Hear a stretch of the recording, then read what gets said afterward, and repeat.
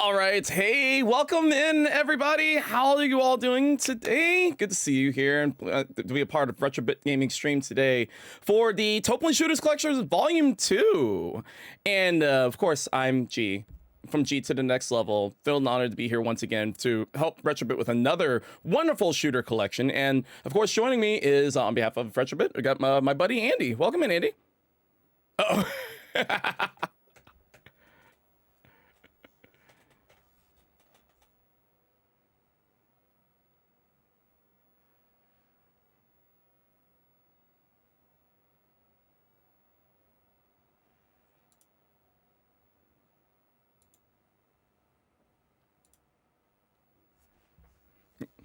Yeah, glad you mentioned that as somebody who is also a proud owner of Volume 1, which, you know, y'all did an amazing job on this too. So I can't wait to see what the final product is going to look like and everything for it. So, oh wait, oh no audio for you, huh?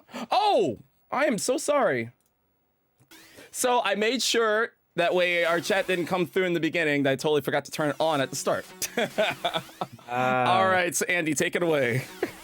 So, as I was saying, for anyone tuning in, this is obviously Volume 2 of the Toaplan Shooters Collection. We did Volume 1, as you so kindly showed us. And yeah, this is a great supplement to the first volume. These are two very rare games. Slap Fight did not get released outside of Japan, and Grindstormer, well, it had its issues, but there were very few made. And even the ones that do exist out there might have issues. So this time around, we got it right. We got, you know, Slap Fight out, and no, it wasn't translated. We made some edits to it, and then same thing for Grindstormer. These are ready to go for the Sega Genesis Mega Drive, and other third-party consoles that can play those. So yeah, that should be fun. You're absolutely right on Grindstormer too. I'm one of the lucky ones that happens to have a copy that still works. But it's just awesome that for two games that are relatively expensive to try to find on the market now, once again to have a really inexpensive and albeit very cool looking alternative too, no less. So yeah, Grindstormer, Slap Fight. So funny thing about Slap Fight, I guess I'll go ahead and tell this my own little stories about Slap Fight before we get started. So I guess we'll start with just standard Slap Fight, and then we'll go into Slap Fight MD afterwards. Sure. Cool. All right. So for those who don't know, when you go into options, that's when you can select between Slap Fight and Slap Fight MD. You select special to go into MD. And I know this game it's a tough one. It's a tough one for sure. Oh, so I was like, shoot. Okay, cool. All right. And then there's two different music modes and voice modes too. So I'll switch between the two. So that way y'all can hear and experience it. It's really cool. It is mean. Oh, thank you, John. Welcome. Yeah, for the arranged version, that's the Slap Fight MD music that was done by Kuzu Yoshiro. So it's basically the soundtrack, but more. How do I explain it? Well, when people will hear it, they'll understand. It's a little bit more. It fills up the space more, so to speak. And you can. I've already heard it too. You can hear the Yuzo. You can absolutely hear the Yuzo, and from somebody who grew up Genesis, and the man, the myth, the legend. So.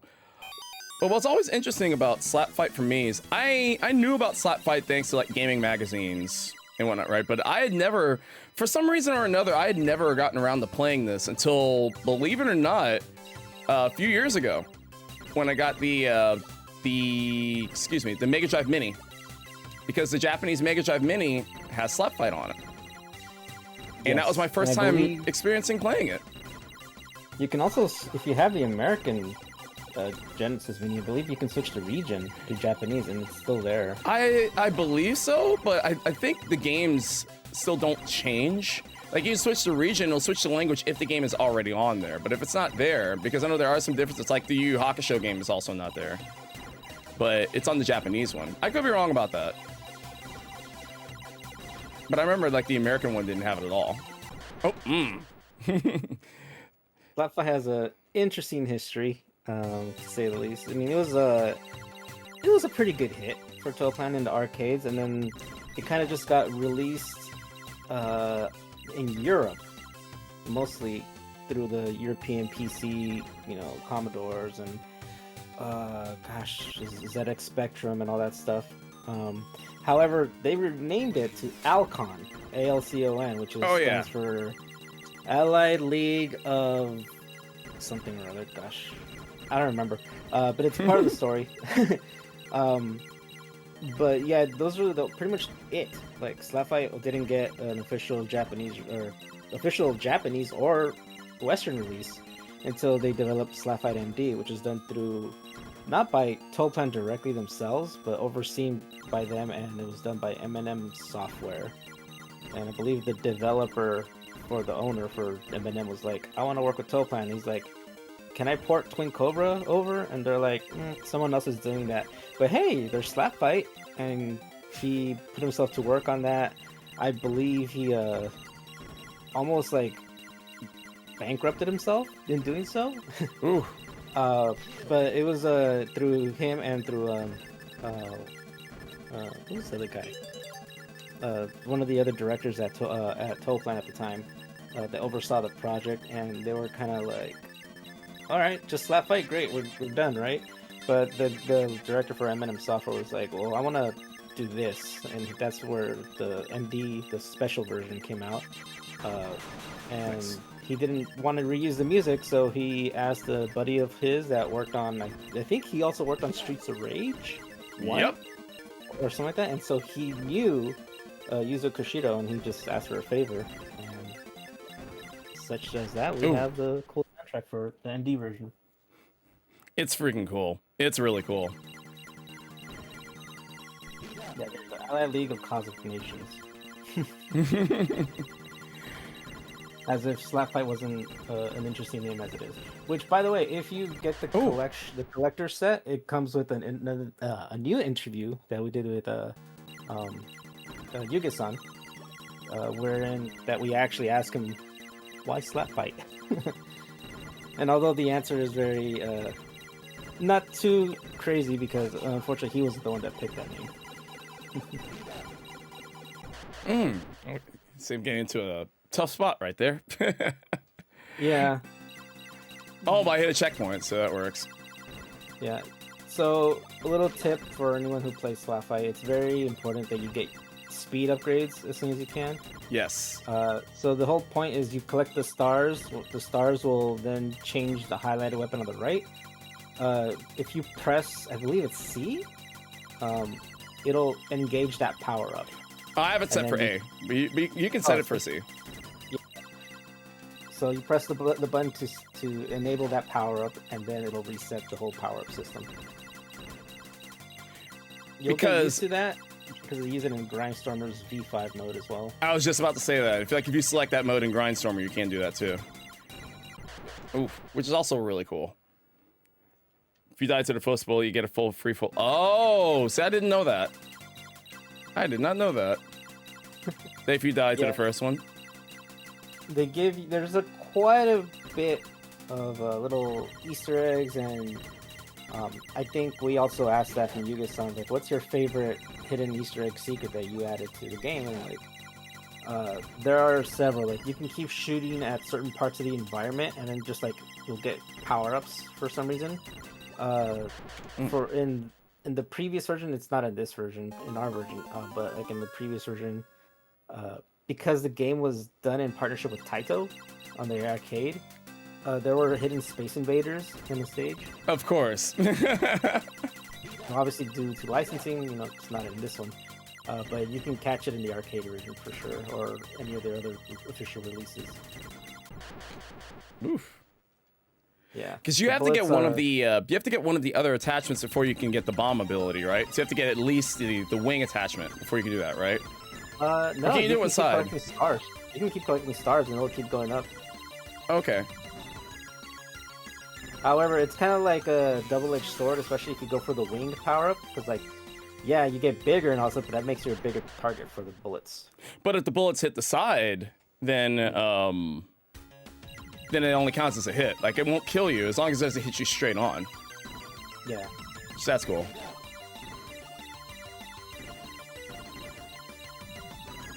But yeah, everyone, there is a giveaway. I don't know, is the link not working? Let me try that again. Oh, is that not working? Oh, there you go. Perfect. Weird. Yeah. We're giving away a free copy of the entire collector's set. So that's gonna be both games and all the little extra goodies that will be showing off later in the stream. And yeah, go ahead, sign up, give us the follow, give G some follows. Each entry you get kind of like additional tickets in the pot, and then by late tomorrow we'll be able to pick a winner. I love and adore shooters, like space shooters. They're just some of my favorite types of games ever. This is one of those where you kind of just get into the groove of it. Since for better, I think it's for better. There's a little bit of repetition of enemies and of like scenery, so you kind of get into the groove. Things like, okay, this is how I have to fight this guy. Then you get like 20 more of them, but it's definitely relaxing sometimes, despite all the bullets flying around. Mm-hmm. There's a zen, and I always talk about like shooter or shmups, however you want to call them. And when you reach a certain zen in a game, and you know that you get that good feeling, you just, even if you're dying a lot, you're learning more and more each time. And it doesn't feel impossible. I think it's one of the reasons why I like Toaplan shooters more than anything. It's like, they're tough games, but they never feel impossible. I agree. I think one of my earliest memories when we were doing Volume 1 is I put myself, I'm like, all right, I'm gonna beat all these games before we even start testing. And I think the only one I had issues with was Hellfire.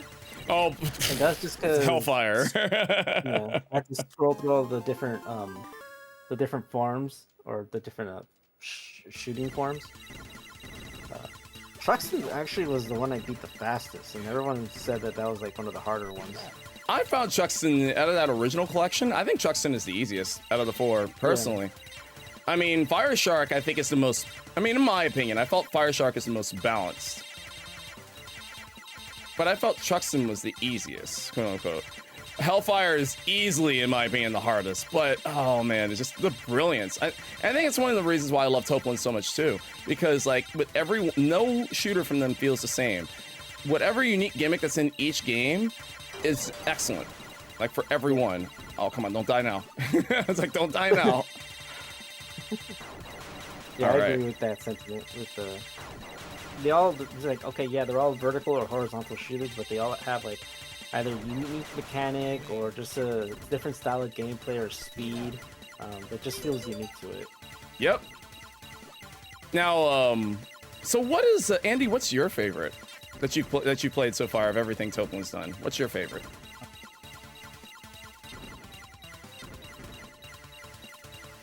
Just say Zero Wing. Zero Wing? Yeah, good choice. Yeah. Good choice. It's because it was a trip. Like, not even ignoring the story, just like, okay, you got the different power-ups, you can upgrade them and all that stuff, and so then you feel overpowered for like a moment. You're like, wow, I got the homing missiles, and I'm just spraying the heck out of this boss, and then, okay, that worked for that level. Next level, you can't do that. Yep. you got to switch to something else because like it's not so much that there's weaknesses, but there's different advantages that you have to use to make the game like work for you. Because like, okay, there's speedrun strategies, so to speak, or like, you know, maximizing all stuff. But if you're not quick with your fingers, you want to take advantage of the weapons, and that's one thing that I remember the most because that felt like one of the more satisfying ones to beat. For me, it's between, out of everything that they've done, for me, it's between Fire Shark and Hellfire. Even though Hellfire is really tough. It's like incredibly hard. But it is one of those that like, I love the color switching mechanic of the weapons. It's brilliant. Yeah. Like even on getting my butt kicked is a blast. Yeah. Hellfire's the one that has the mummy boss, right? Or the sarcophagus boss. Oh. Yeah. Ah, that was stuck on that part for so long. It's a hard game. I've never beaten it. I want to beat it someday, though. Someday I will.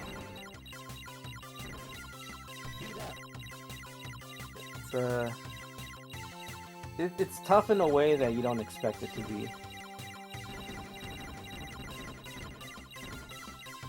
You're not really being sprayed with bullets. It's just like a combination of movement and environment and stuff coming at you. Yep. And I think one thing, and excuse me. It's like one thing in Slap Fight compared to some of the other games too. Is that a lot of times it feels like you're better off like not trying to fight. In many cases, you're better off just just avoid. Like right there, probably would have been a better idea if I'd stayed to the other side rather than try to go after the enemies on the left. But you know, everybody's strategy is different. Oh man. Yeah. A lot of the difficulty from the arcade version just transferred over without really changing it too much. I didn't even mention too, I decided to break out I almost got my joystick out for this, but I was like, no, let me go ahead and bring out the Big Six. Let me be as comfortable as possible today. Oh. Yeah, it's interesting because I think for Alcon, for the ones that were on the European PCs, like all you had was that joystick, and it was like that thing probably got a workout with this game. Oh yeah, I bet. I forget how many continues do you have in this? I forget.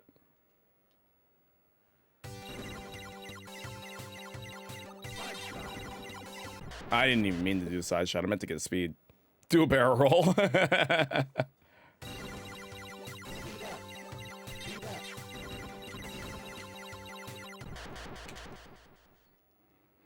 That is one thing about Slap Fight, is like there are some areas that are definite choke points.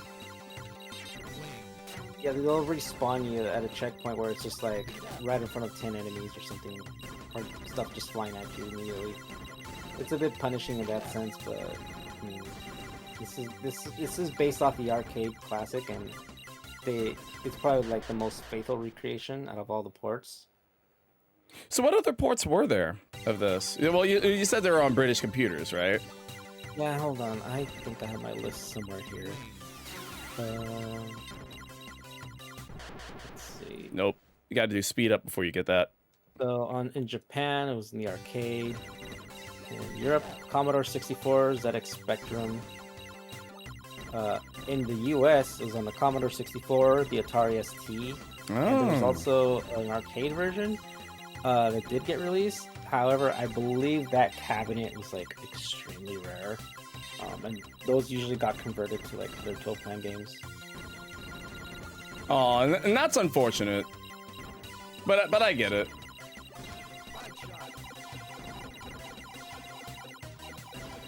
See, and here's my thought just now. I didn't even realize. Oh yeah, you can combine those two. I didn't even realize that. You combine side shot and wing. Yep. Yeah, wing is really strong if you can keep it going for a while. Bomb is okay. Laser can melt bosses if you have like full wing upgrade. And homing missile, I don't remember using it very much. I ended up using shield a lot near the end. Well, that worked. Oh, Like, yeah. never mind. That actually worked out well. I guess bomb will work best for bosses. Okay.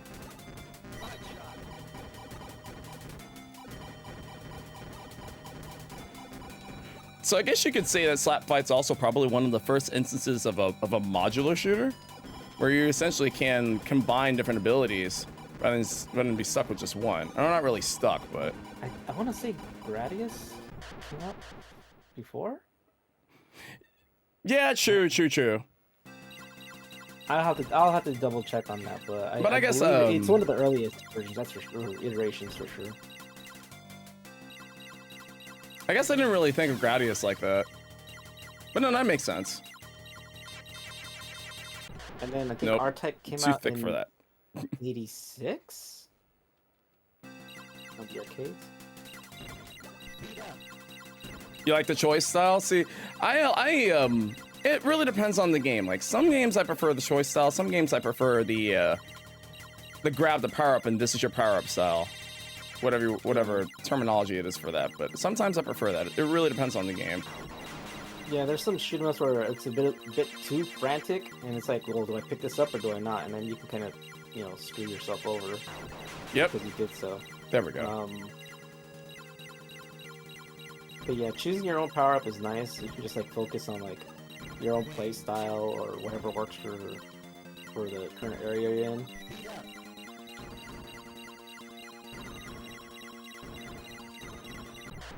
Like the shooters, or I guess that's not always shooters, but the ones where like, okay, it drops the power up, but you can attack the power up and it'll change. Yeah, like oh goodness, like what? Like in Cotton, like to where if you see the power-ups Yeah. coming, you can shoot them and it'll change. What's that? There's a helicopter game on the NES that did that too, and I forgot. Oh, What it's called. which one was that? Is that oh goodness, I know what you're talking about. I know which game you mean. I can't think of the. Oh my goodness, I hit the speed up too right there. It's putting it mildly. I think I'm doing decent Sky enough. Shark? I think it might have been Sky It Shark, might have been Sky Shark, yeah. which is I think another Toaplan game. Yep. It is. I always forget about Sky Shark, but I think it's probably because it was. Oh goodness, I'm dead. You went through so many names. Oh my god. Yeah, I realized the mistake. I was like, oh, mistakes were made. I was like, why am I going all the way in the corner? Whoops.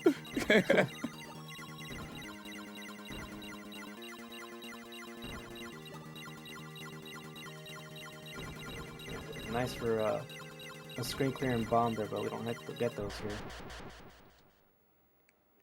here. No. Well, maybe a little bit of everything there. Coffee cup.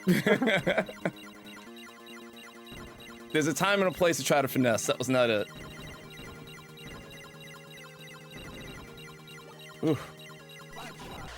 No, I thought maybe a side shot might do it, but stuck there. Oof.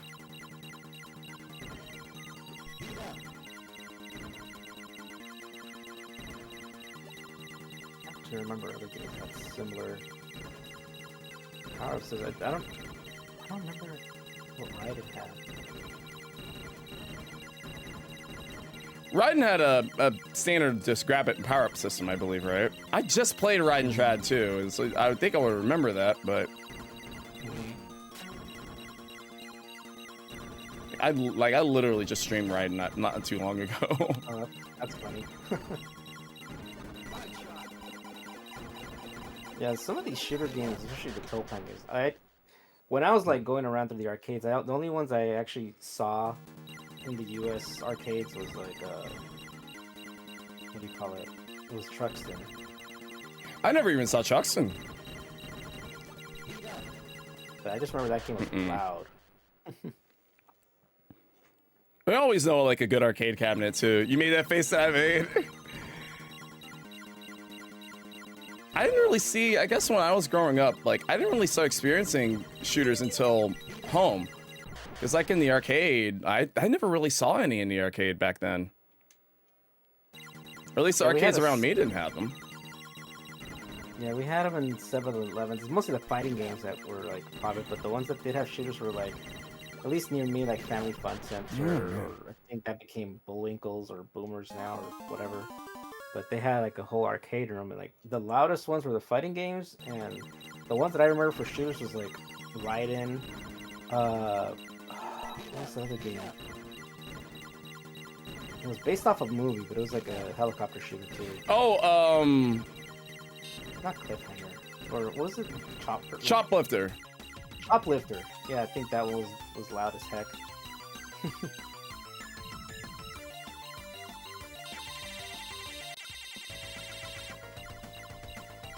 Oh, you can't shoot those other sides. I was trying to remember. I'm like, wait, can you shoot the other turrets? No, you can't. Choplifter does rock. Oh, I gotta start all the way back here. Dang. Pretty brutal. Rampart. Yeah.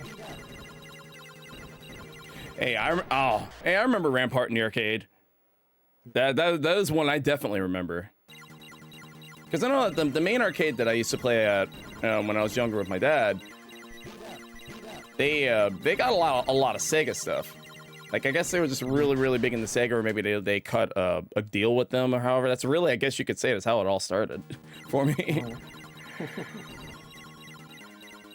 But they had fighting games, they had shooters. Oh, okay, trying to find what's the best way to do this.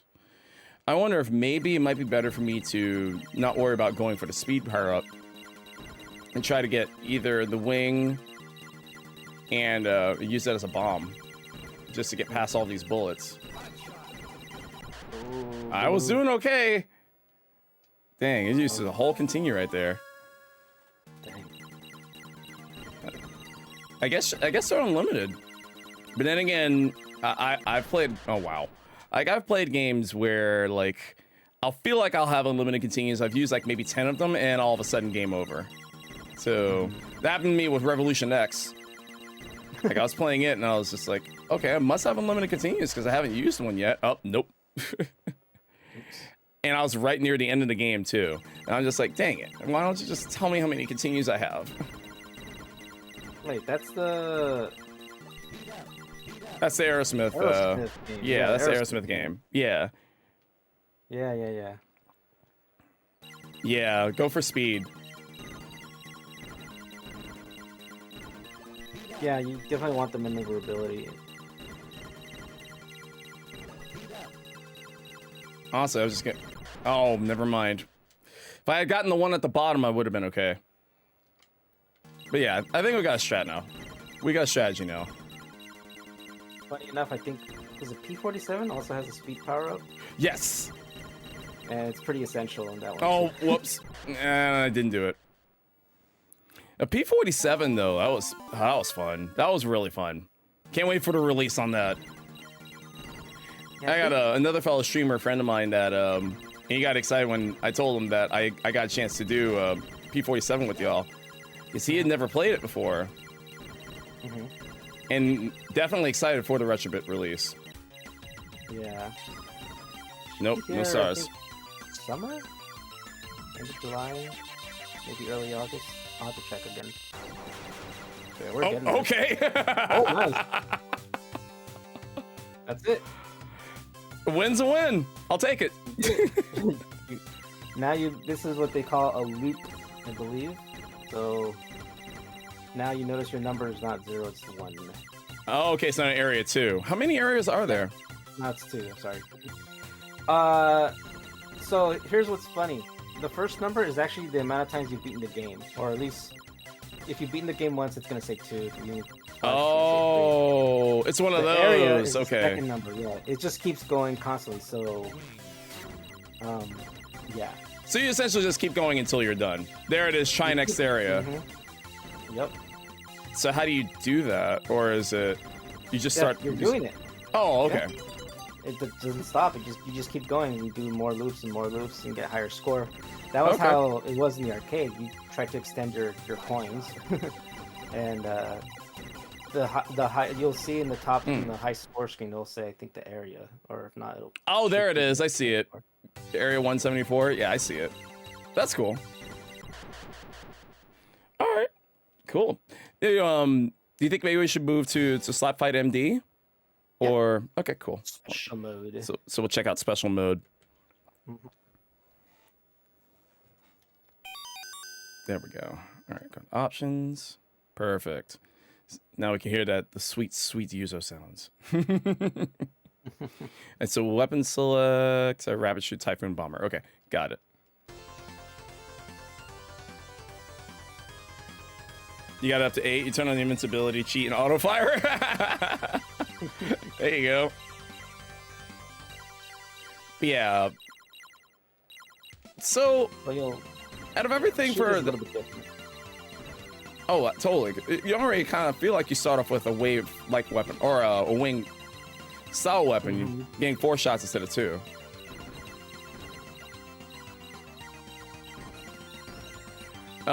So I'm trying to think of anything Toaplan that's left on Mega Drive that hasn't been localized in any capacity just yet.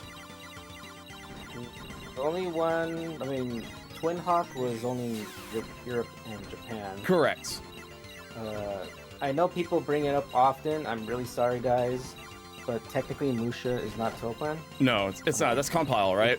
It's Compile / SEGA, so unfortunately it doesn't count. Oh, that would explain why it's on the Mini and Switch Online. Yep. Like if Sega, I had no idea Sega actually had ownership rights to Musha. Interesting. Yeah, I don't know if it's all of them or whatever deal they have. It's always complex when it comes to that. Let me double check on some other stuff. Yeah, at this point, like, oh, you're kind of unstoppable now, provided you don't take any hits. Yeah, I think Truxton 2, but that didn't get a console release. No, Truxton 2 came home on. Wait, didn't Truxton 2 come home on the PC Engine, or am I tripping? Or is it only the first one? You might be right. No, it didn't. It didn't. Okay. Wait, it came out. What the heck is it? Is this thing? You like playing Special more than OG? Oh. I agree.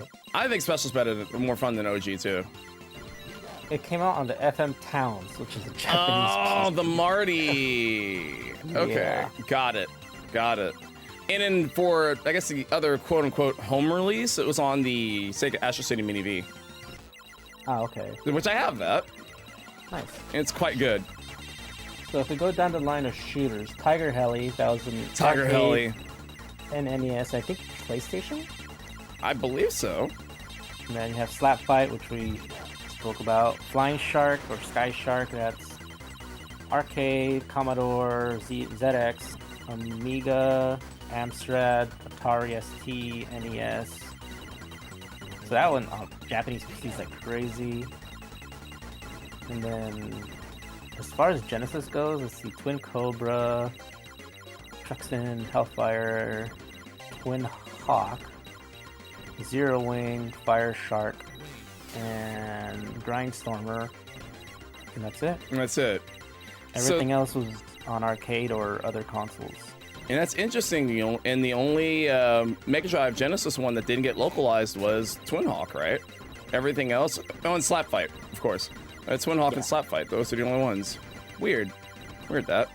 Well, hey, that's why we're here today. Yep, exactly. But that's not to say that there won't be a volume 3 or anything like that at some point in the future. Don't know what'll be on it, but we'll see. Because just because they're not on the Genesis doesn't mean they can't be part of the collection. Right. But yeah, there's other arcade games that just never saw home releases either. Like there's Mana, like I said, Truxton 2, Dogyun, Batsugun. Oh, Dogyun. Oh no, that was on Saturn though. Yeah, Batsugun did come out on Saturn. Yeah. Outzone was another one too, right? Or was is Outzone Toaplan or? Oh, I don't remember. It is okay. But I forget. Let me double check. Outzone. So I know that's also on the Mini V. Mm-hmm. That came out on Atari? No, I'm looking at the wrong one. Outzone. There's 2 Outzone games. one word or 2 words. That came out on Windows. It's on Steam, right? Actually, I should add as well. A lot of the arcade collection from Toaplan is on Steam. Oh yeah, true. And then there's a new collection coming out too, right? That for modern consoles, I believe. Yes, for modern consoles. Let's see. But Outzone technically is a running gun, kind of like a over top. So I mean, I don't know. I always see people like group it with shooters, and other times they're like, no, it's an action shooter. It's a running gun. Is it an auto scroll? The way I see it is that if it's an auto scroll, I see it as a shmup. Like what's it called? Technosoft. Medieval. Forget what it's called. Elemental Master. Yes, Elemental Master. Like that. I consider that a shmup, even though yes, you're on foot. Yeah. I think. Oh wait, no. Twinkle Tail. Yep. Is it? Yeah, Twinkle. Well, I would count Twinkle Tail towards that. Yeah, but Twinkle Tail. Wait. I mean, it is and it isn't, because there's like some there parts are where you move. Yes. That's why that one's a little bit of a gray area, because like you do have areas where you can freely move, or somewhat freely move. Oh, I had a good run there. Yeah, I think I agree. I like this one more too. Oh, okay, yeah, you gotta get that turret to the left. Otherwise, it's gonna be a consistent problem. I like how epic the explosion is in special mode versus the original mode. Yeah, it's cool. I don't know why I went for that. Let's say, should I go for it or no? anything all you do is shoot and not really do anything else. Yeah, that's fair enough too. You have to hit that turret to the left. Because it's like it's a consistent threat if you don't. Yeah. Or well, I could just do that. Even the game over sound is more epic. Yeah. A lot of the audio cues, explosions, power-ups, I think they changed some of the power-ups, or at least the way they function. I could be wrong. It's been a while. Just for transparency, the last time I play tested this myself was like last year. Same. I think it was when was that? Like November, December, somewhere around that? Yeah. Oh, near the end of the year. crap. Yeah. See, I immediately forgot.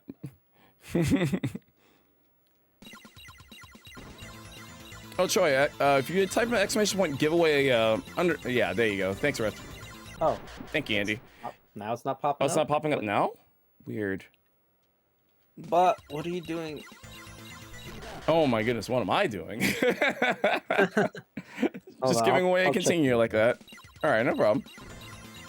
I had it up here. Here, I'll just pin it. Boom. That works.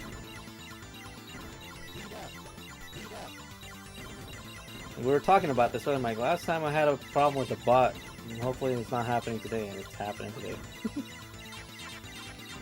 It always seems like it's okay until you go live, and it's like, nope. It happens. Yeah. It's all good, though. We got it. Yep.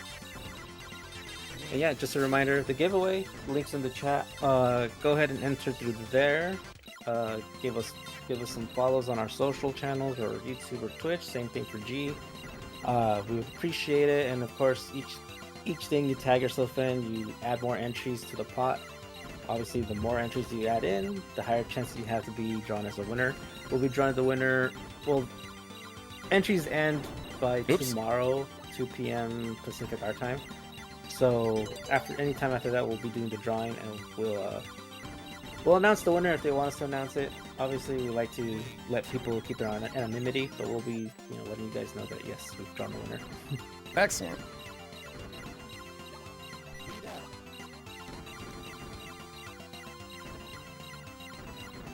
And you'll definitely want to keep following G's streams because he'll also be hosting his own giveaway. Yep, sure am. I'm doing my giveaway basically until Monday evening. I'll actually be doing my giveaway because I'm streaming every day this week except for Saturday. So later on tonight after this, and then Friday and Sunday and Monday. And at the end of the stream on Monday, that's when I'll do the poll for the giveaway. So yeah, if you're watching us and you're following him, you'll have 2 chances for. You get one of those beautiful collections because it is, if it's anything like the first one, which I can show you because I know they sent me some of the parts of the collector's edition, not all of it, of course, but yeah. I can show y'all some of it today. But if it's anything like the first one, it's amazing. I'm not just saying that because I'm here. It really is an awesome collection. Yeah. We were actually, I believe that was our 3rd release. No, 1, 2, 3. 4th release. That was right after Metal Storm. Right. So we were. I mean, that was like, I think Metal Storm. I want to say I started right before Metal Storm, but I was like, not really hands-on with the releases outside of the manual at that point.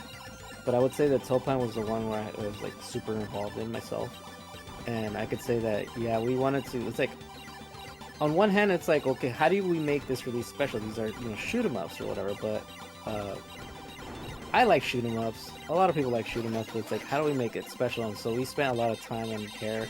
We got a lot of ideas from the community. It's thanks to them that we got recommended to do like the double-sided artwork for the covers. Oh man. Ooh, close one. I was doing good there too because I didn't even realize I could just use the side shot to destroy the first part. Yeah. And we had the clamshell boxes, just like the original Genesis. We wanted to keep everything stored up and safe, and those hard plastic boxes seemed ideal. So we tried to make it as close to the original as possible. And yeah, Yuga-san and the Tatsujin team were very receptive to what we wanted to do, and so got to do the interview. The whole box set just came out really nice. The puffy stickers are back. Nice. Still love my all your base are belong to us pin that came with the Zero Wing pack. Yeah, we had to do something for that. And then we had a lot of fun with Zero Wing too, not just like the meme and all that, but also having our programmers actually bring back all the 30 plus endings fully translated for Zero Wing. So, and also we were able to patch, I think Hellfire was the one that had issues on certain Genesis consoles. Yes. Plus one. That would be Hellfire that had that issue. So and thank y'all for that. I mean, it's the same sort of thing with when you did the Mega Man Wily Wars release. How that one was fixed to run better, and it does. It runs a lot better than the original. Yeah, that one we were just lucky that Capcom was just happened to have some part of the game that we could actually work with. I always rep that one because I'm a Capcom creator as well, and so like when I'm talking to the other Capcom creators, I always rep Wily Wars. Like, don't sleep on Wily Wars, y'all. And it's like it's good. It's different. You have to strategize a little bit differently, but like it's very good. Whew. Yeah, I know. Speaking with some speedrunners, I actually think I know he changed his name now. It's like now it's Babe. Like he did a speed run. He's done a speed run on Wily Wars using our version multiple times. Ooh, wow, nice. I think at SGDQ or something like that. And so there we go. It's funny. The first time we were showing it off to him, or he was showing it off to us rather. He's like, "Oh no, I don't have to slow down anymore." He's like, "I like the speed. I can do it faster, but now it's like harder." I find that's how people talk about the Yellow Devil fight, and I'm like, I find the Yellow Devil fight easier on Genesis than on NES. It's like even without using any sort of like exploits or anything that some do. I'm like, nah, I think it's an easier fight on Wily Wars. Yeah. It's just tricky if you don't know what the strategy is to use, a like man or do the most damage you can in one go and then just get ready to jump.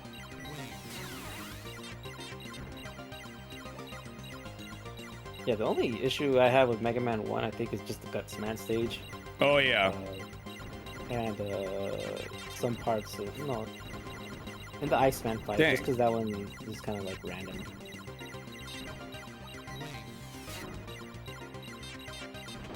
Oh, that's too funny. I just realized that if your side wings explode, it moves the power-ups around.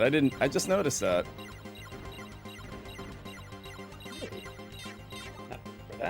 Oh, what? What is that? That's a Space Invader. This is from an earlier version. Oh, okay. That was a Space Invader, and they let me guess, they reskinned it. I mean, not reskinned it, but God. They changed it for licensing reasons. Yep. Yeah. That's funny. So that's why you see a little alien, you're like, what is that? But in the actual original, it looks like a Space Invader. It's a Space Invader. But yeah, that I think only appears on this stage if you're shooting on a certain part of the screen enough, and then it scrolls up and you see it. Oh, I just got the helper too. The bosses have more stuns and they're easier to manipulate. Yeah. I think as a whole, I think just on pure gameplay, I think Wily Wars is actually easier than the NES game. Just on pure gameplay, once you learn it, right? But the problem is that I feel a majority of people that try it like immediately get turned off because the strategies that they use for NES won't quite work. Some of them will, most won't. Mainly because you also have to adjust to the rate of fire change, which is a big change for many people. And I get it. Oh. But your fingers will be happy. Oh, yeah. And I guess the bigger selling point is all the extra stages and the additional bosses.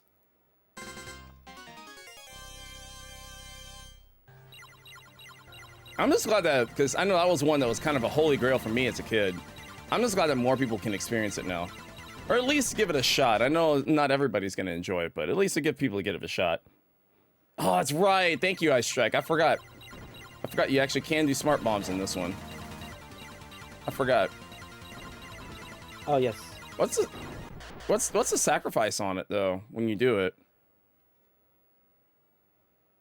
Like, because I know you don't have bombs per se. But what do you sacrifice? You sacrifice lives? You sacrifice shot strength? I think you just lose your wings if you have it.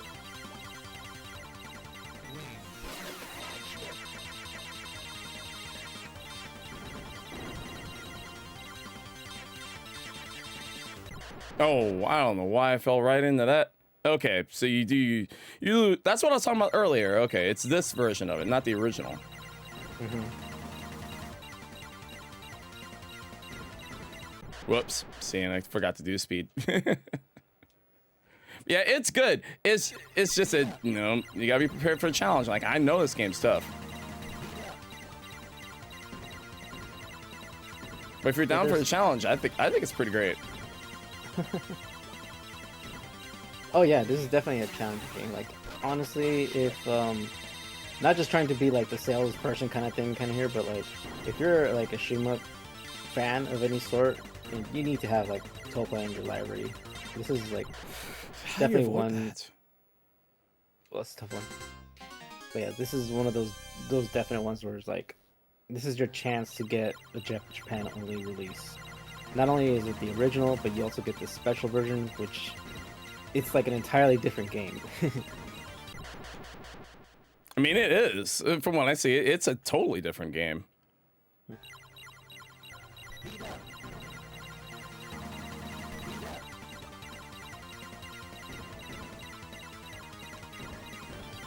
Oh, there we go. Good, good.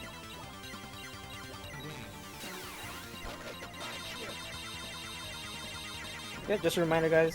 We still have these open for pre-orders up until the 1st of June. Okay. Don't forget to put your pre-orders in if you haven't already. If you did, thank you very much. We're expecting these to arrive later this year. We'll probably have a more solid ETA that we can announce. So the pre-orders end on the 1st. I didn't even realize that. Should I?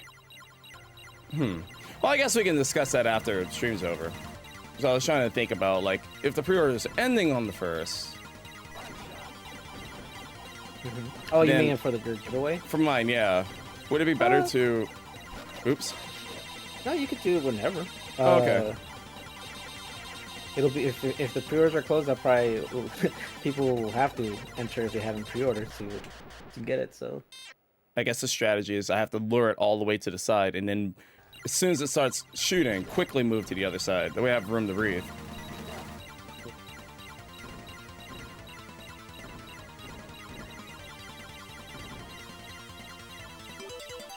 Hey, extra life, nice. Crazy thing is, you're only like halfway through this special.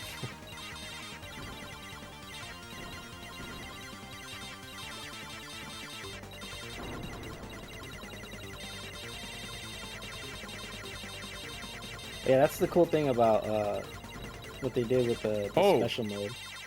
Oh, that's cool. You get very unique bosses that they kind of put together, kind of in the same. Nice. In the same vein as the rest of the bosses, but they're very unique.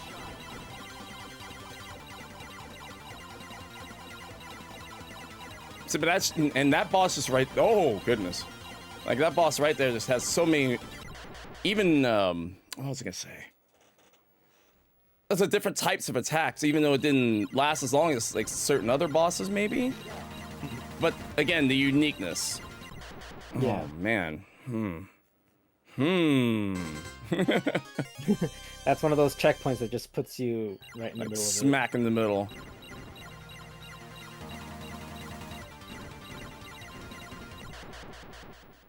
It's like, what do you do? The last 10 stages are rough. Am I in the last 10? You're about halfway. Probably like a little bit over half.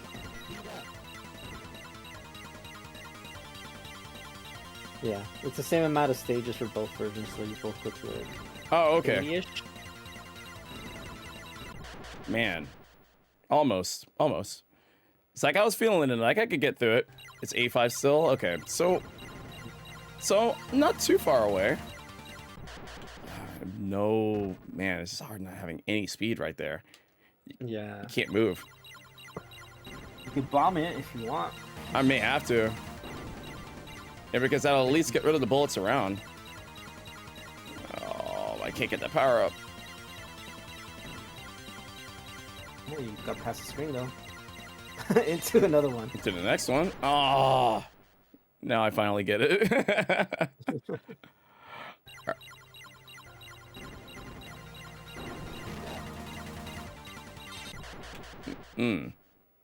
Yep, you got to speed through. So I'm trying. It's really good, but it's another one that's just like, yeah. Check and be ready. You might dodge more than attack.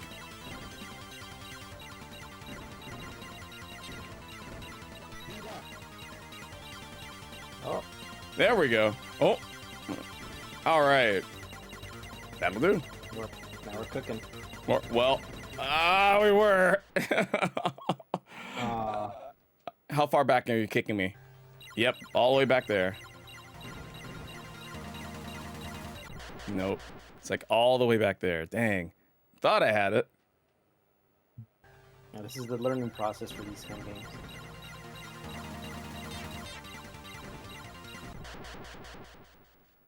See, and that's what I was saying. You seeing it? How like whenever you explode or you use a bomb, it knocks the star power up away. Yeah.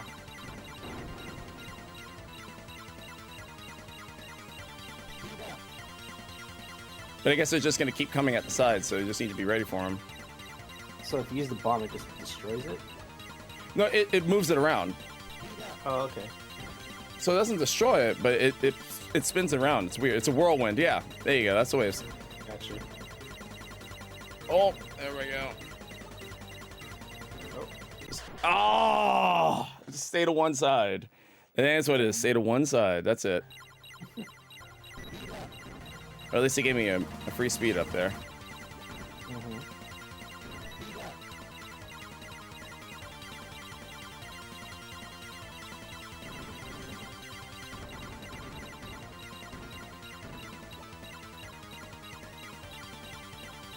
It's like I'd like to be able to go over there and go get it, but nah, I better not. Yeah.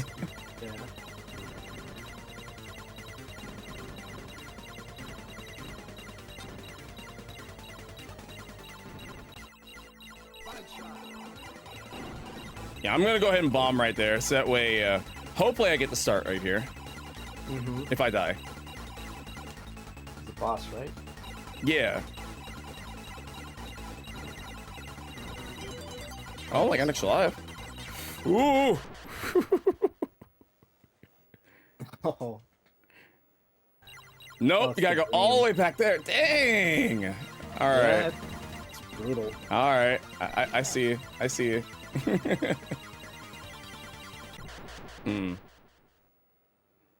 So maybe I should just hang on to that bomb then. And give it like maybe 1 or 2 more shots.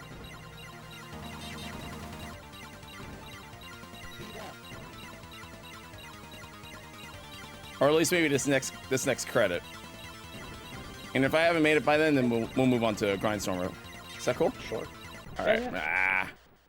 At your pace. Oof. Cool. Well, that's an interesting strategy you can also do. If the star's ahead of you, you bomb it and pull it behind you. You can grab it if it's in the.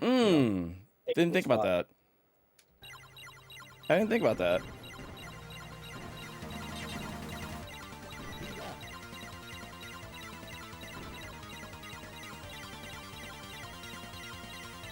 So like you know how that boss you destroyed the right side and got like 3 stars? You could probably like bomb it there to pull the stars back behind you. True. True.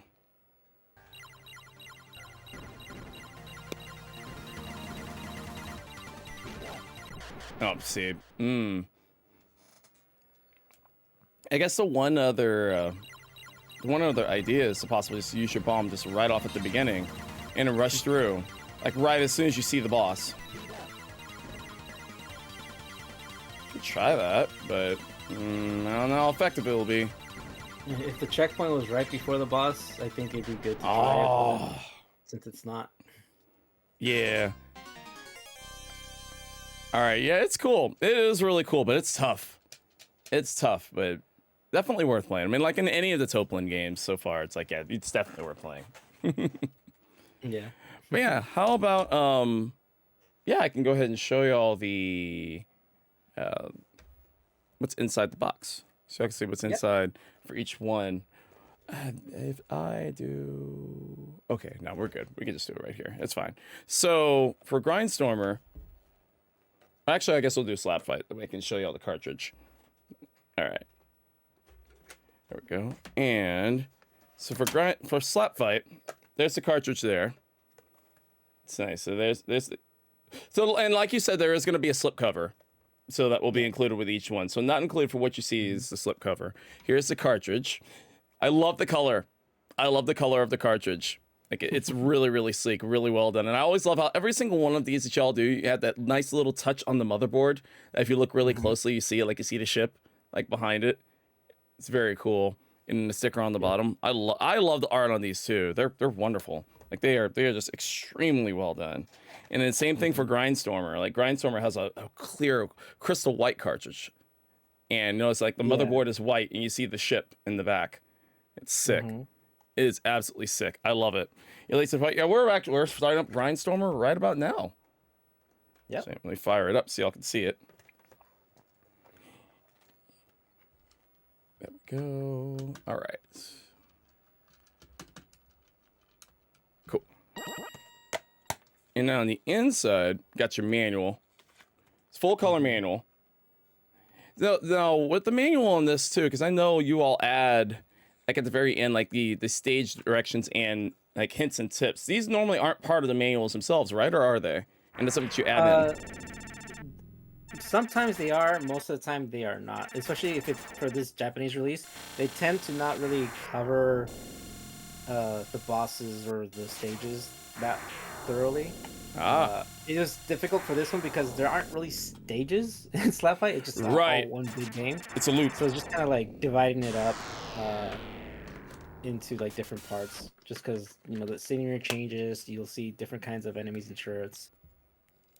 And one other thing too, reversible slipcover.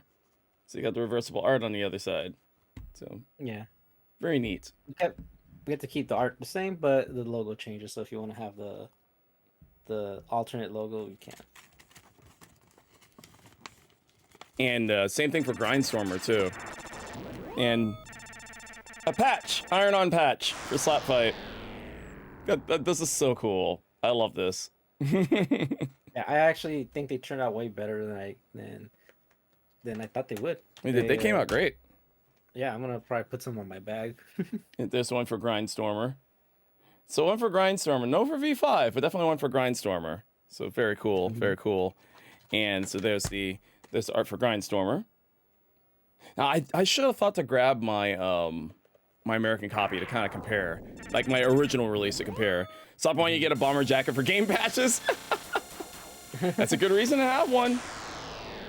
Time to start making more of them. Right. There's a manual for it. So again, full color manual. Same sort of thing.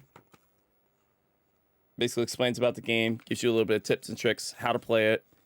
All in color, which I appreciate that too. As someone who, again, like looking at Genesis, who is trying to go for like a full, complete collection too, and I see various manuals throughout collecting too, and just the small amount of them that are actual full color actually surprised me. I thought more of them were in full color than I thought, but majority of them are, even though they have color outsides, they're black and white on the inside. So I love the fact that you all went the full color route, which is awesome.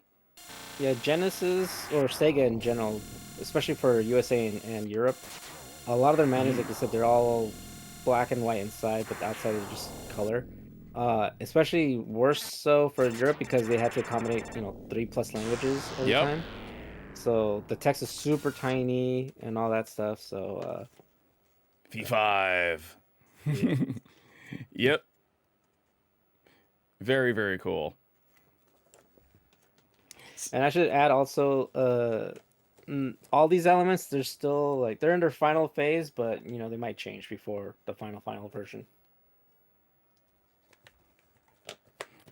Now there's one other thing that you all sent, which I thought this was pretty wicked. That's part of the collector set. Check this out. This is pretty cool. It's a desk clock. Like it's a Toaplan desk clock. You press button, turns it on. There you go. So you got your time. It also has the date. It also has the temperature. Yeah, notice it's quite warm in here. Me too. Yeah, it's really cool. Yeah, very, very cool. And it works off batteries too, right? So you don't have to have it plugged in. I believe so. Yeah, you don't have to have it plugged in. Reversal call bar is also cool, so you can pick which one you like the most. Yep, agreed. Agreed. Yeah, Also, typically a lot of times if it's oh, I'm sorry. Go ahead, Andy. Oh, I was gonna say it's signed by Yuga-san and Uemura-san. So cool. Mhm. But that's just one. There's more that comes with it, right? That's just a little tiny bit. The patches, the stickers. There's also another interview that we did with Yuga-san, and it all comes in its own box. So it'll be if you look at the Toaplan collection, it'll have like 3 slots. So it'll be Grindstorm or Slap Fight, Grindstorm, and the third slot will be all the extra bonus goodies. Gotcha. What was the third game that didn't make it in the collection? That's Twin Cobra. Yeah, Twin Cobra. Tried to work it out. We had a lot of discussions, but unfortunately licensing kind of kept it away. But for the most part, we got the big hitters in the collection, and I think we did a pretty good job so far.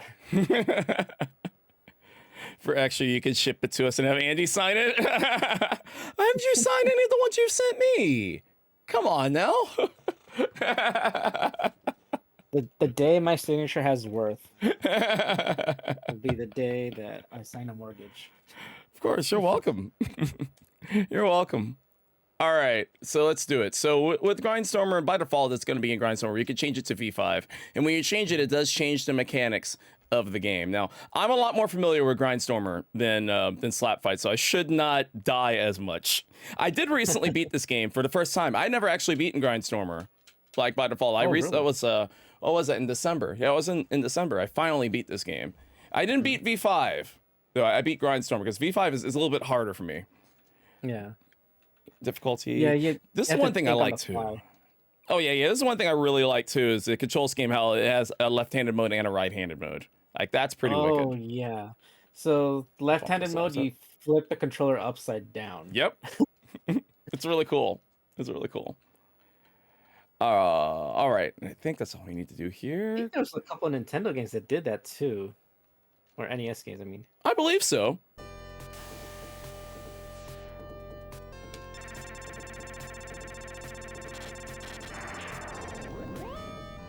So this is one of the, I don't know what the terminology is for it, but this is one of those shooters that, depending on which direction that you're moving, changes the direction of your familiars, of your helpers around. So you move it up and you move it down, changes your shot to more of a straight laser. Yes. Soul Dees did the same thing. Yep. Except it's different in Grindstorm because it actually changes the output of the damage. Yep, exactly. Soul Dees, it's just like, you want it wide or you want it tight.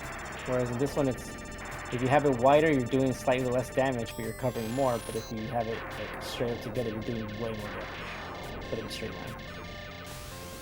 With the exception of the missile is just movement. That's all it is. It doesn't change the rate or anything like that. There's, I think, yeah, just missiles in that changes it. And the search weapon doesn't change anything. It's just the amount of search missiles that go out, depending on how much power you have, right? Yes, but also the search one tends to lock on the wrong target. Yeah, more often than not. I'll be honest, I'll use it so that way people can see it. I'm generally not a big fan of the search weapon. I mean, it's either the standard or the missile. I was watching, like, in preparation, I was watching, like, people play through it and stuff like that, and everyone avoided the search. I was like, why? And then when I actually got my hands to play it, I was like, oh. You get it. I'll keep the missile. So the thing with the search is that it sends out a familiar to go attack a target, but while it's attacking that target, you really have no turret on your main ship, so you're just defenseless until it does that. And then there's some environmental enemies that just have huge health pools, so you're pretty much just a sitting duck. Yeah, you have some, but it depends on your level of power. If you have no power and you're using a search, then you can't really defend yourself. Right. Like on this one, it's good because it's attaching to the boss and it's doing damage constantly. But like on other stages, I think in the second stage with the pillars, they'll attach to the pillars. It's like that thing's not attacking me, man. Ooh. There we go. Such a great game. Took you way too long to figure out the change. You save you some money to sign at PRG if you go. Oh, I'm not sure if I'm even gonna make it to Portland this year. I want to go, but there might be a scheduling conflict. There might be. I don't know yet because I did get approached by another event. Like I don't know yet, and I don't know. Like for me, it's like I'd like to try to go to as many new events. There we go. As possible. And I've done Portland. This would be my fourth. If I do Portland, this would be my fourth Portland. Oh. Like don't die by any shot. Just run into the pillar. Yeah. I mean, Portland's wonderful. I mean, it's a wonderful con. I just wish that it wasn't a conflict. But oh well, Yeah. we'll see. We'll see if I make it. Are you Now. Exactly. Are y'all planning to do Portland? I'm not sure yet. I don't. Right now, I'm thinking probably not. We do have some events or things that we're doing in and around Southern California, though. Okay. But again, I'm not 100% sure just yet. I know there's also SoCal Gaming Expo like next month. Yeah, next month. I would have loved to do SoCal, but again, scheduling conflict. Some year. Yeah. Plus I there's can't stuff tell you like how many anime. times I died right there. Oh yeah.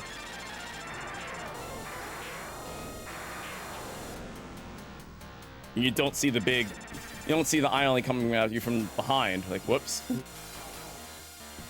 This game does a pretty good job of making sure not to throw enemies on the screen from behind you. Yeah. But they do like the diagonal, enemies just swarming in from the diagonals and kind of messes it up sometimes. Oh, I didn't want that. There we go. That's better.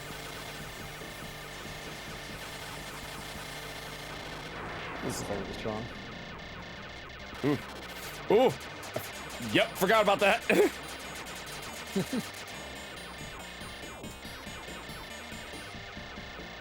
Need to come to URGE?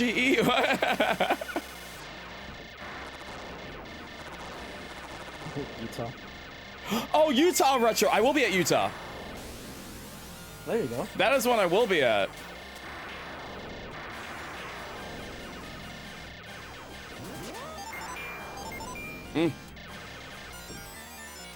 I'll take it. Whoa. He's supposed to just stay on one side here. And just get them before they come down. Oh. Got greedy. Good thing it slows down. Yeah, let's get that little tiny bit of reprieve.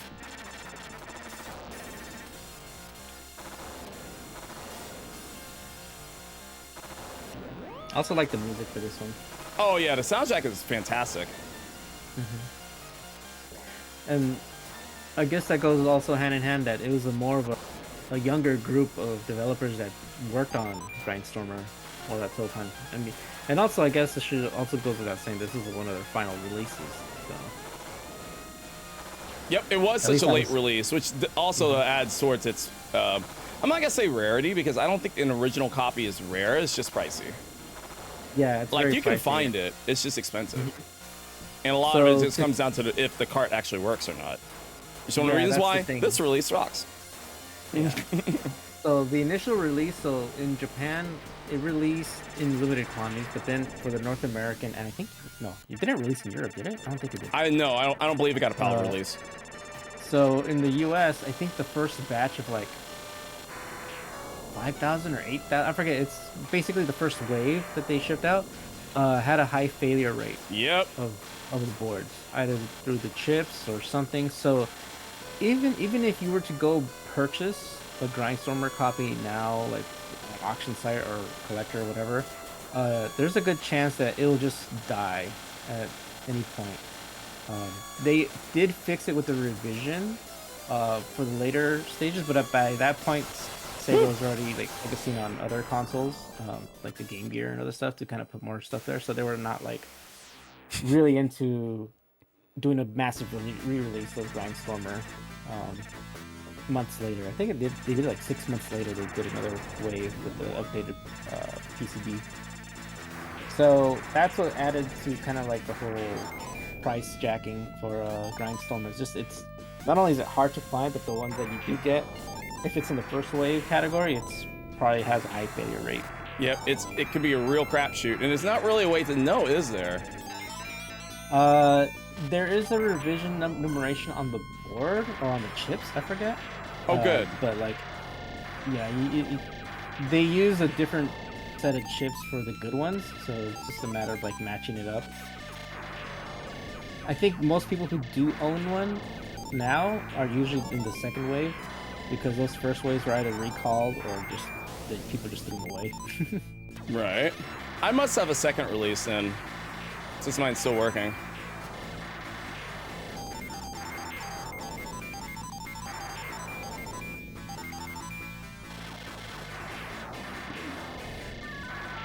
And I guess also we should mention V5 is the name of Grindstormer in Japan. And it had a different power-up system in German, but luckily both versions are included in one cartridge. So similar to Slap Fight, you basically get 2 games in one. So if you think about it, this collection has 4 games. 4 games, yeah. Oh. Getting a little too twitchy right there. Tracy, let you pretend you're more relevant than you are. Yeah, I got a chance to meet Tracy at Game On Expo. It was real chill. So to answer the question, yeah, we actually were including the clock in the release when we had originally announced it for 3 games. We already had the idea for the clock for a while. We kind of wanted to include something, substantial in the collector's of the set. So that was already part of it. But once we had to go back and change things around, I think the only thing we changed besides excluding Film Cobra was including the patches and some edge stickers. I was just about to use my bomb there too. I only got 3 credits, so enter my name in. Bam. Oh.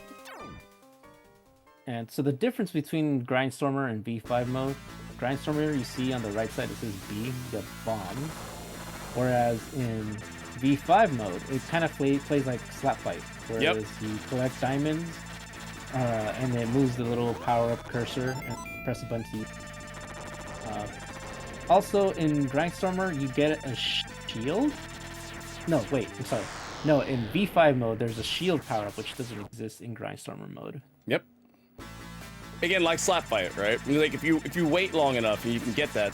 You can get that, but you got to make it there first. Yeah.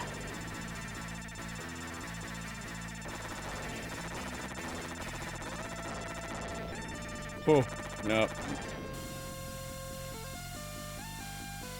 It's not used to dying right there, so I had to go ahead and just use that bomb just in case.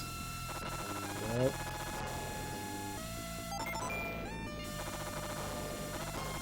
Yeah, he almost got the high score. That's true. That's what they're there for. See, and that's one of my main, like, trying to avoid the search, and I wound up running into a ship. It's one of the things I always tend to forget when I'm playing shooters. I almost always forget about my bombs. It's like, oh yeah, well, you have a bomb. I almost always forget sometimes I have bombs. It gets into that, should I use it or shouldn't I mode, and then if you start hoarding stuff up, you're like, well, I could have made it easier if I just used it. Kind of like keeping all those elixirs in like a RPG until the end of the game. Right. You end up not using them. There we go.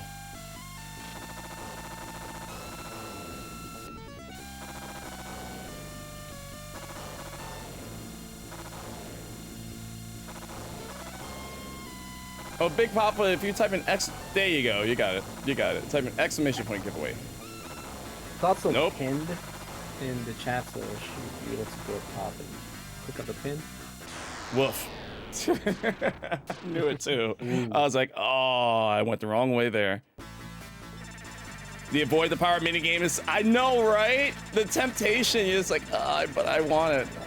It's like you see it there and you're tempted to get them all, but sometimes it hurts you.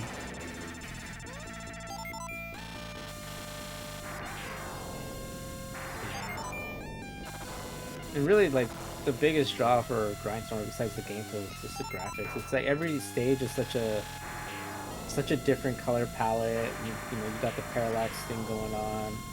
It is. The enemies just are completely different. Well, not completely, but mostly different. There's a lot of variety, like even going all the way into the final battle. And it's just, it's a feast to look at.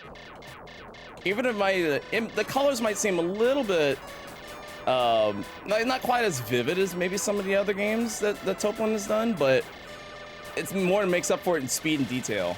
That little bit of slowdown that you saw, that's basically it. There's not a whole lot of slowdown in this game at all. It's rare. I think this boss and the next one have the most slowdown, but even then it's not like too crazy.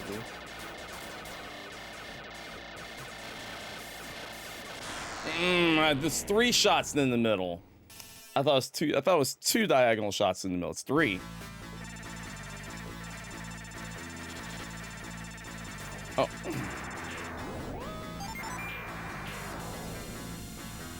You see the big shot, that's all. Yeah, the parallax is excellent. I agree. Oh. All right, so like search on the right. Too, Dang. where you can see planet Earth. Yeah. Give me that special power. Full power. Yeah, so if you pick up special, it just maxes you out. Yeah, I like that. Let's give you a little bit more of a chance. But I guess that's one thing too I also have to get used to is the concept of, what was I gonna say? I forgot what I was gonna say there.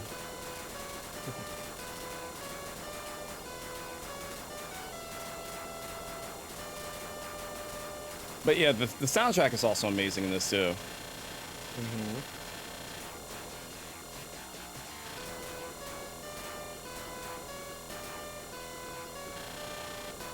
So I never did tell my story about this game. So I found out about Grindstorm because remember how I said like there weren't that many arcades in my area that carried or that had shooters. A lot of them were mostly like fighting games, racing games, and some other adventure games, but not very many shooters. I actually wound up renting this game from my local rental store, which I don't know if they still exist in certain areas of the world. I think it's long gone, but a company by the name of Farmore.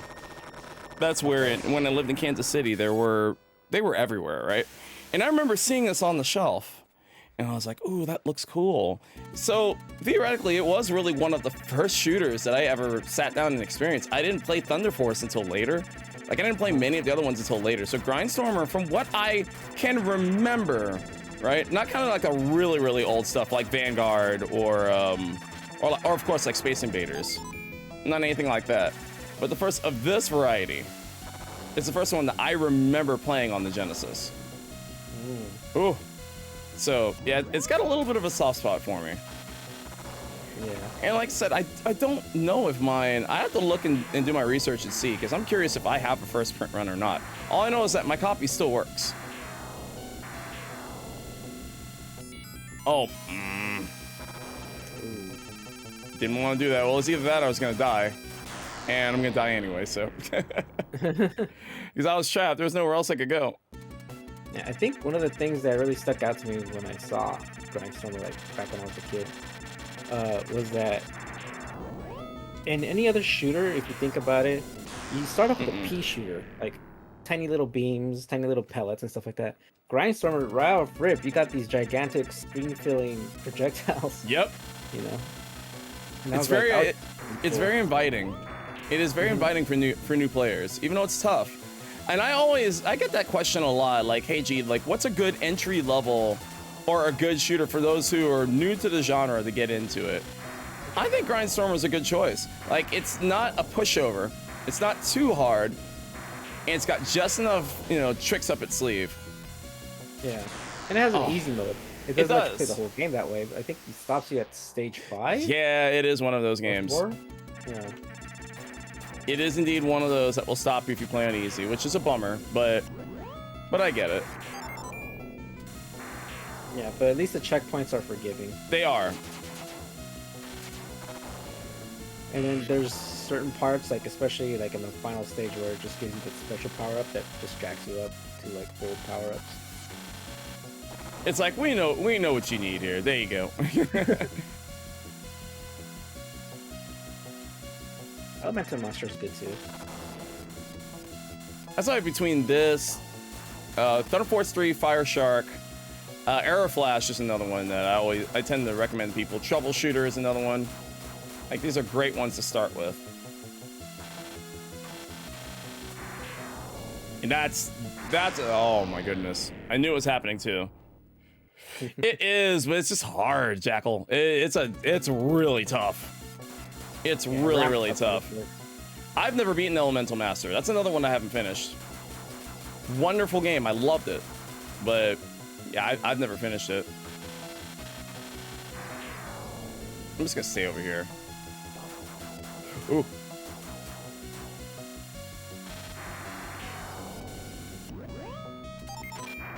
Nice. There we go. Therein lies one thing. Like, whenever you're in together full fire mode, sometimes it's hard to see bullets. So you have to take that into consideration. That's true. All right, my last continue. Yeah, Elemental Master is great. Hey, no judging. No judging. I mean, I talked about that in my stream last night. I was just like, hey, you know, it's like sometimes if you do need to, sometimes you need to use a save state, you know, just so you can see more of the game, right? It's like that sort of thing. If you have to, like, I don't care. I know there are some people who really like can kind of get into it, like, oh, if you use cheats or you use save states, that sort of thing. For me, it's like, yeah, you use it, but then I would like to go back and challenge myself again to see if I can do it without it. Yeah. With the exception of one game, which I'm perfectly fine with. Hey, I beat this with save states, and I don't want to touch it again. And that's Ninja Turtles NES. It's like, I beat it. I'm good. I got nothing else to prove. It's like, I don't. Yeah. I mean, yeah. If it's a game you own, it's up to you how you want to beat it. Yep. If you're fine with code, save states, pro action replay, game, Oh. do whatever it takes. You haven't beaten it yet? You do own it? Yeah. That's that Technosoft brilliance of Elemental Master.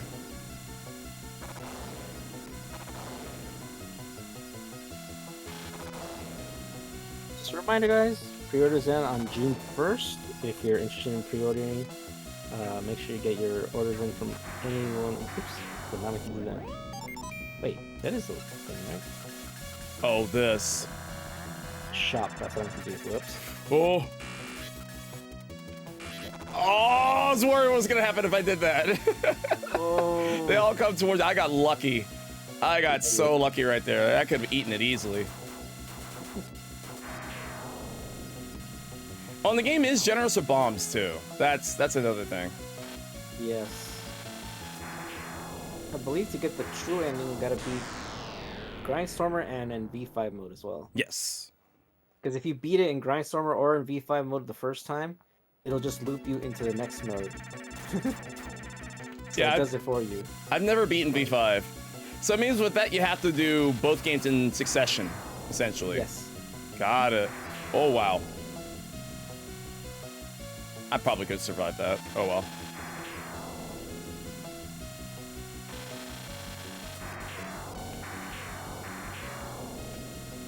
Yeah. Oh, that's what I was gonna say. Yeah, game shooters that have power-ups that shoot back at you. That's the one thing I was like, yeah. It takes some getting used to. Boss rushes can be cool. Oh yeah, yeah. Fire Shark had that. No, wait, not Fire Shark. Truxton, I think. Oh, well, this game has it too. But it's not like they don't drop bullets. They just shoot at you. It's not like ones where if you take them out, they drop bullets.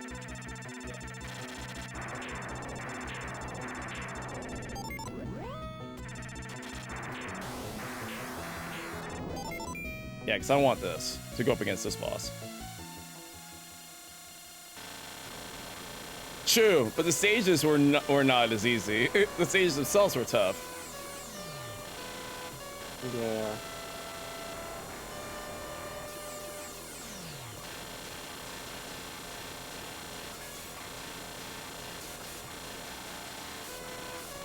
Yeah, let's get a little bit of breathing room there. Mm-hmm. All right, is this good? Ooh, You can shoot back this thing, or shoot off this thing. Yeah. that you can't though. Not the Twizzlers. The Twizzlers, the red vines.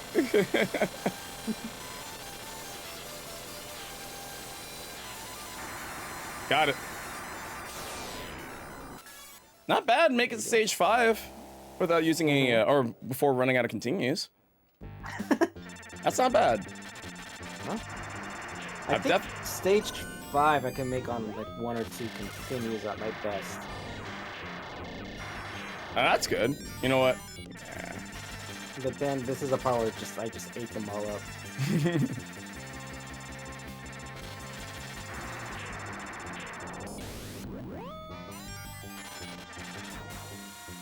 Oh, see, that's what I'm saying. It's hard to see it sometimes when you're in full mode. It was, yeah.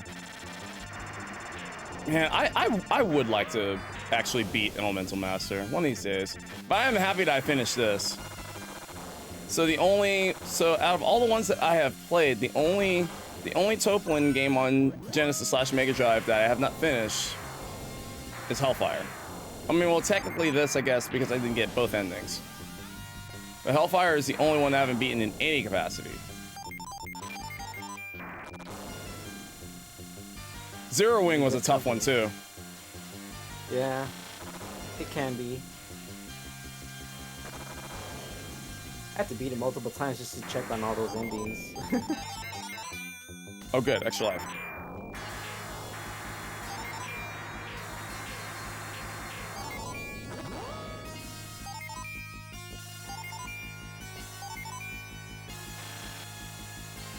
Yeah. Oh man. Oh. All right, final life. We got this. At least when I get to stage 6. And then we'll try out B5.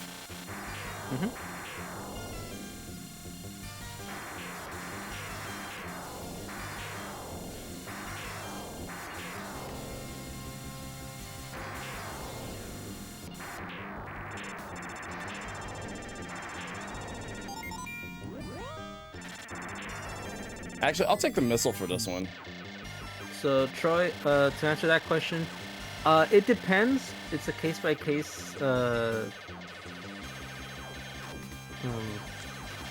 depends really on like the game itself. Like going all the way back to Holy, we included a code to make the game easier, stuff like that. It really depends what the licensor allows us to do, and like if we see an opportunity, we'll bring it up.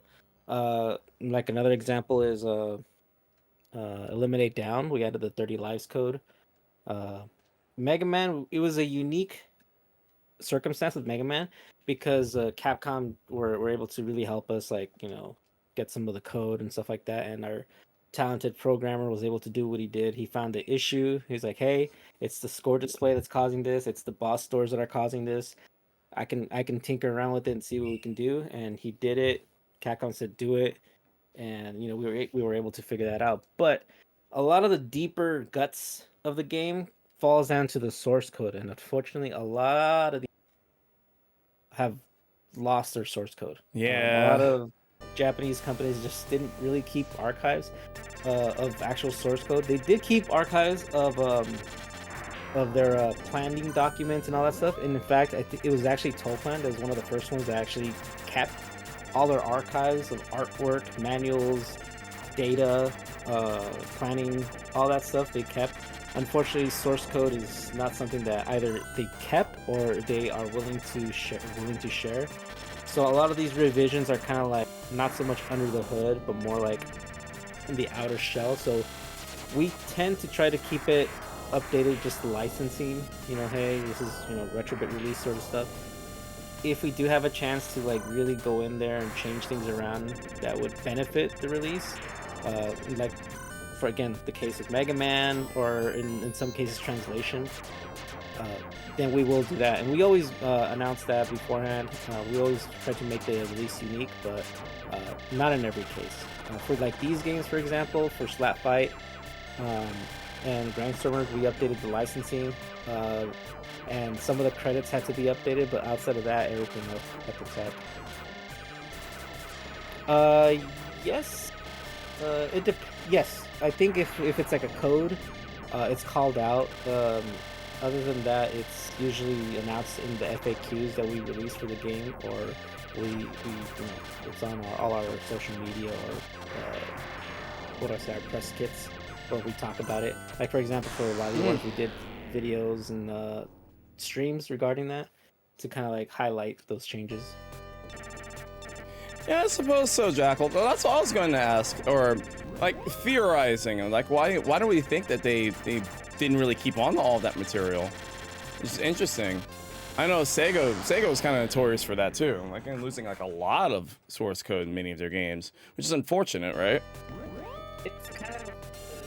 It's a odd subject. I looked into this myself too, like when it came to like researching a lot of these games.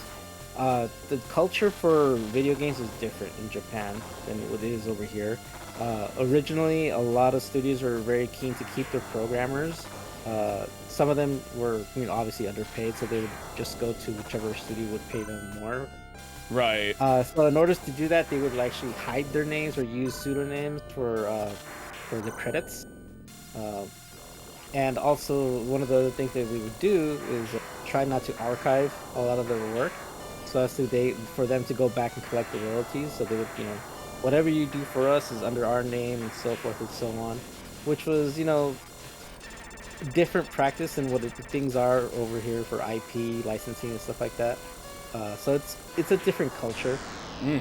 And so yeah, they didn't really keep archives of code and stuff like that. If they did, unfortunately, they didn't really know how to preserve it. I know there was like issues with like MSX games, like with people who would program for that console, where they would keep the code, but they would be on like discs that would deteriorate over time. So it's difficult. It's always on a case-by-case basis, but that's kind of like the culture in Japan. Yeah, that makes sense. Ooh. See, I thought maybe it might have been a good idea to grab the search there, but I guess not. Yeah, adjusting to not having bombs is tough. It's hard. It does make it, in my opinion, it makes it more challenging. I bet there's probably some will be like, no, it's like I actually find it easier that way to choose my own weapon. Which that makes sense, right? Yeah. Yeah, time is a major factor for physical media. That's why with our releases we try to make it so that that isn't a factor. We try to keep our boards as as modern, but also as possible, so that they're able to play for as long as possible, but at the same time keeping it retro enough that it's nothing's gonna damage your console or anything. We always have the 5-volt chips for all our releases, so you won't have to worry about blowing up your console at any point. Yeah, and I agree. It's like the #1 issue, time. Yep. Well, I mean, time and cost of production too, because I mean, especially like in today, cost of production. I mean, I'll probably know more than I ever would. I'm just someone who plays them, but I would just assume that like the cost of manufacturing is rising too. So you need to have a particular reason to really want to do a physical release. Yeah. But for ones like these that are timeless. Yeah. It again, depending on the console or the needs of the release. So like there's chip shortages depending on certain boards and stuff like that, so sometimes you need to work around that. either you find a replacement chip or you develop your own or stuff like that. We've been lucky enough that we haven't really needed something like that for Genesis, NES, SNES, or Game Boy yet. Um, but should it ever come to that, obviously that might come at a higher risk and higher cost. I think when it comes to like more obscure consoles, like for example TurboGrafx 16 with PC Engine, stuff like that, that's when you're getting into like, manufacturers will not have that in place, so you got to like either have to work with them to design it and to produce it Yep. at a higher cost than it would have been like back in the day when Hudson was making it, or not Hudson, sorry, was it Hudson? NEC, right? NEC, Which would be sorry, Hudson, yeah. Yeah, of course. Yeah, the 5-volt chips are always important. The gold-plated contacts, the beveled edges. Like, we don't want like a lot of our team is made up of retro gamers. So like, the last thing we want to do is make something that we don't want to use, that we're afraid to use. So like, you get these one of our releases, you can feel confident. Plug it in, pop it in. Turn the power on, and it's just gonna work out of the box. Yep. That's how it always was back in the day. That's how it should be nowadays. You shouldn't have to worry about that. Probably the only thing you have to ever worry about is like if you have one of our SNES releases and you're in a PAL region, you gotta press reset twice, and it'll switch to mode, and that's pretty much it. See, I didn't even know that. Interesting. Yeah, we put a sticker on those SNES releases because I don't know. It's always weird with those because like, why Nintendo decided to like make each region different. It's like NTSC in Japan, but it has a Famicom shell. Europe has PAL, but it has a Famicom shell. So we have to release full shell varieties for SNES. PAL's cursed.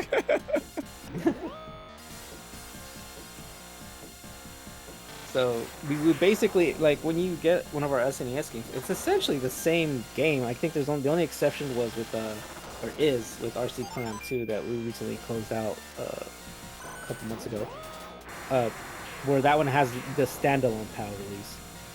But like normally it's a NTSC/PAL release that you can just flip between both modes. Gotcha. And we also did that. Well, we didn't do that. We did something different with Battletoads Double Dragon on NES, where it includes both PAL and NTSC. You select it from the title screen. That was just a cool release too. Yeah. I think that's like our second highest after Mega Man. Well, of course, it's Battletoads. It's like, love it or hate it, like you can't deny how much of an icon Battletoads really is. This is that generation. Plus the multiplayer. I mean, it's like multiplayer was. I don't want to say it was rare, but it's hard to find a couch co-op or even a competitive co-op game like that where it's like fun. Right. I mean, and it was. The only thing was just you hurting each other. It didn't have a friendly fire mode off. Oh, it did. There's A mode. Oh, and Double Dragon, yes. I'm sorry. I was thinking of the original. Yeah, the original you couldn't.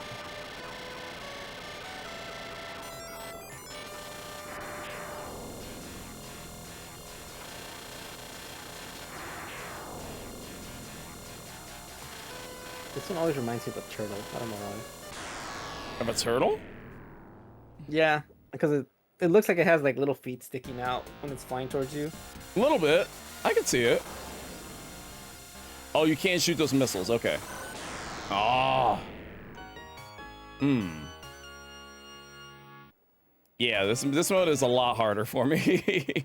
Like it makes you realize if you are dependent on bombs, like how crucial are bombs for you. And you gotta look to the right of the screen like every few moments. Yep.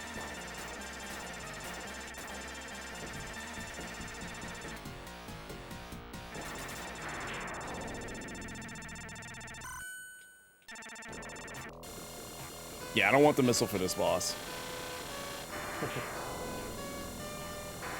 damage sponge for the first part at least.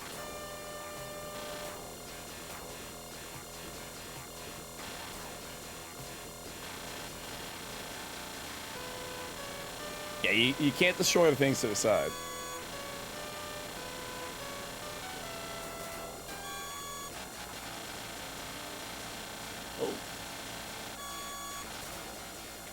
Ooh, oh, so close.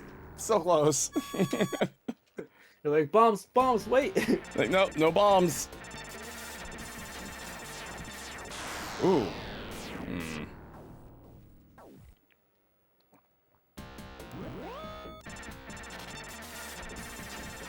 Oh yeah, but going back a while back, I just realized regarding the slowdown in this game. Yeah, if we had like source code and stuff like that, like it could be something we could maybe look at, but it's kind of ingrained into the game. Like I don't like I'm personally not a programmer.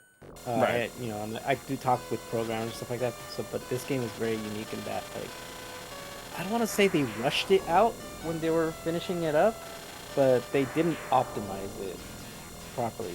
But it's now become so expected from the game when people play. They're like, oh yeah, there's some parts it slows down, and it doesn't really negatively impact the gameplay. I think in Wily Wars, it kind of did because you're literally playing a section that should take you seconds, and it's taking almost half a minute for it to run.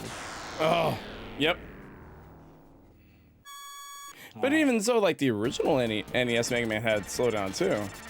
But it wasn't like, it was a different kind of slowdown though, if that makes sense. Yeah, the sprite count couldn't keep up, so it would just overflow, or not overflow, it would just like lock the system up sometimes, just make it really slow. But that kind of slowdown you kind of expect from games. Like if it was like a platforming section with stuff like that, and you just fall and die, like yeah, that needs to get changed.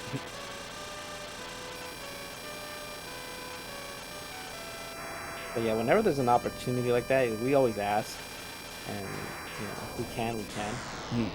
Nope. Search missile's not the way.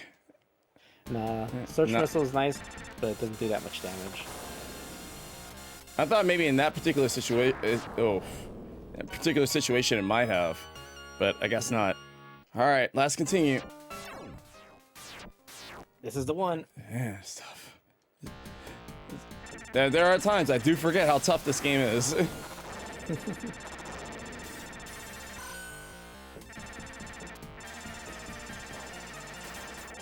Man, I didn't speed up either. See, again, it's like I forget that you have control over that you need to speed up. Yeah.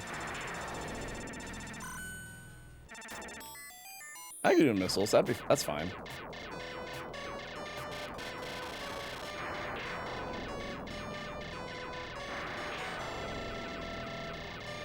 Oh, the other thing that's unique about Ice Storm is that you could stack your projectiles, and it does like increased damage that way.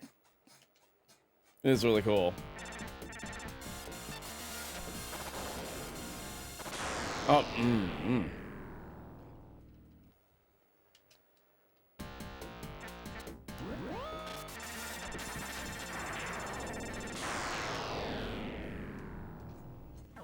Maybe I should go from the left. It's like I had a practice going, but I guess not.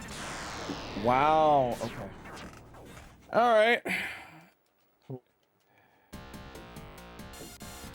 Last will try.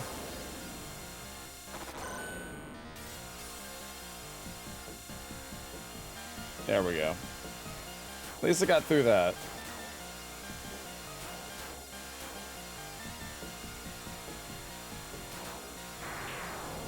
Oh well. All right. Yeah, it's great.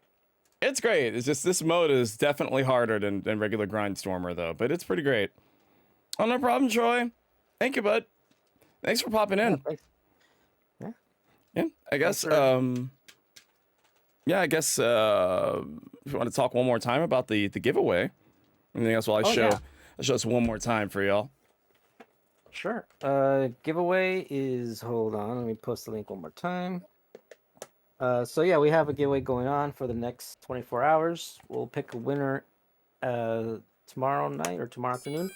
Uh, so please enter, give us a follow G's socials and his channel, and the more you follow, the more tickets and opportunities you have to win. We'll pick one winner ourselves, and then afterwards, if you're following G and you probably want to, if you still want to win this, give him a follow, check out his channel, and he'll be doing a giveaway himself. Yep, And yeah. absolutely. Absolutely. I'll be going, my giveaway will be going until Monday. So you've got some time, but I'll be streaming pretty much every night this week except for Saturday. So tonight, Friday, Sunday, and Monday. So, yep. Somebody celebrating my anniversary, my wife on Saturday. So. Oh, nice! Congratulations. Well, thank you. But yeah, this is dope. I love all of this. And you The put that clock. collection- Same. Yeah, you have the collector's clock. So yeah, the collector's edition has both Slapfight and Grindstorm on it. Or if you prefer not to have the collector's edition, you just want one of the games, you can totally do that too. But yeah, the collector's set comes with a set of stickers, the patches, the clock, an exclusive entry with Yuga-san, and a master slipcase. So if you happen to have Volume 1, you can put it right next to it, and it'll fit right into your collection. And if you don't have Volume 1, hey, you still probably want to get this collection, because again, Slap Fight never released outside of Japan itself. So this is the first time it's being released in the North America and Europe.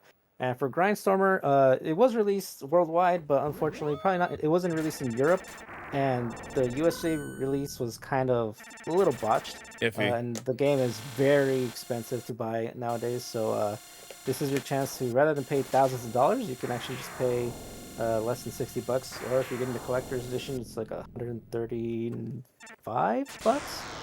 to get both of them plus all the extras. So yeah, you can order from Limited Run, Castlemania Games, Rondo Products, PMP Games, and from Europe you got a whole variety of retailers in Spain, Germany, the UK that can ship throughout the region. So yeah, the pre-orders will end on June 1st. So if you don't have a pre-order in and you're interested, have a look at it. And if it suits you, we'll be happy to get these out hopefully before winter. I'm guessing probably near the end of summer, probably around fall time is when these will probably arrive. Cool. And for anybody who just wants to complete your Retrobit Shmup collection like me. Yeah. Yeah.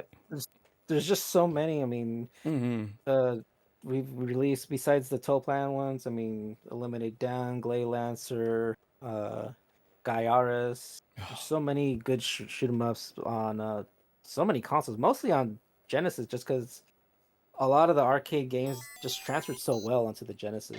So They did. I always tell everybody when it comes to retro consoles, like to me, the Genesis Mega Drive, like it's probably, in my opinion, the go-to one for space shooters, for shmups. It really is. Up until like later consoles like the Xbox 360, Switch, PC, all that good stuff, right? And as far as that generations goes, I think the Genesis was the top as far as shooters. TurboGrafx was no slouch either. Definitely wasn't. No. Very close. No. But yeah, cool. Well, thank you so much. Thanks everybody for watching. Andy, thank you again for having me. It's always a pleasure. Yep. Always an honor. And I have one tiny thing more to announce, however. Oh yeah, what's up? I'll give you a little hint for the next release. Oh. It's considered one of the hardest games on the console and never released outside of Japan. One of the hardest games on the console, Mega Drive, and it was never released outside of Japan.